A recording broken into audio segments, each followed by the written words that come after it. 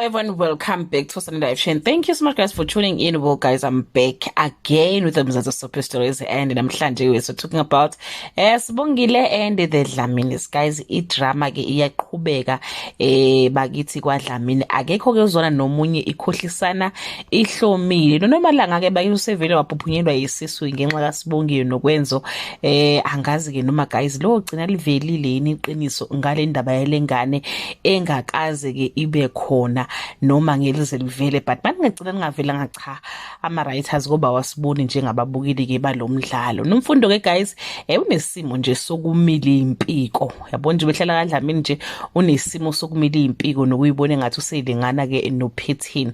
Useze waqonda uPhethini wathi ke uhlukumeza ke ingane yakhe, angazi ukuthi bamgcineni guys kaDlamini ngoba phela ke kwakufanele ukuthi nje maqala kuphuma iqiniso ayibone indlela ebheke kubo.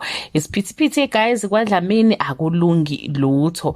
Umfobo kanjengaye advise unjengaye ukuthi cha ndoda thatha isithembu ngoba nomfundo phela uyamthanda noPhethini futhi ke uyamthanda.